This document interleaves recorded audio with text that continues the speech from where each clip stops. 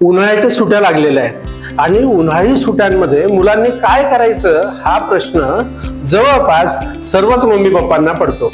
उन्हाळ्याच्या सुट्ट्यांमध्ये बाहेर कडक ऊन आणि घरात मुलं बसली तर हातात मोबाईल किंवा डोळ्यासमोर टीव्ही. मग अशा वेळेला मुलांना काय करायला सांगायचं, तर माझ्याकडे याच्यासाठी एक बेस्ट पर्याय आहे. मुलांनी उन्हाळ्याच्या सुट्ट्यांमध्ये विज्ञान आणि गणिताचा अभ्यास करायचा आणि हा अभ्यास करून मुलांनी सरळ इस्रो बघायला जायचं. नमस्कार, मी जयदीप पाटील. मित्रांनो, 5वी ते 10वीच्या विद्यार्थ्यांसाठी सुवर्ण संधी आहे. उन्हाळ्याच्या सुट्ट्या सुरू झालेल्या आहेत. या सुट्ट्यांचा सदुपयोग करा.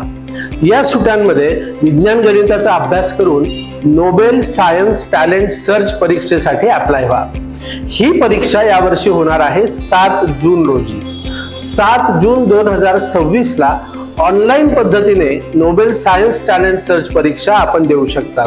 ही परीक्षा आपण आपल्या मोबाईलवर किंवा लॅपटॉपवर आपल्या घरी सुद्धा देऊ शकतात. या परीक्षेमध्ये 100 गुणांसाठी प्रश्न विचारले जातील. विज्ञान, गणित प्रत्येकी 40 मार्क्स आणि जनरल नॉलेज साठी 20 मार्क्स असे एकूण 100 गुण असतील आणि या 100 गुणांच्या आधारे आपली पहिली परीक्षा संपन्न होणार आहे ऑनलाईन पद्धतीने. मग दुसरी परीक्षा ही मात्र ऑफलाईन असेल सप्टेंबर महिन्यात. कुठे असेल तर तुमच्या जिल्ह्याच्या गावाला असेल. आणि ह्या परीक्षेमध्ये जर आपण गुणवत्ता यादीत आलात तर आपल्याला 3 दिवस ISRO, IIM, IIT, science city यासारख्या संस्थांना भेट देता येणार आहे. तर मित्रहो, आत्ताच कामाला लागा.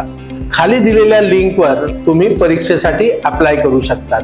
ऑनलाईन पद्धतीने अर्ज करा आणि लगेच परीक्षेची तयारी सुरू करा.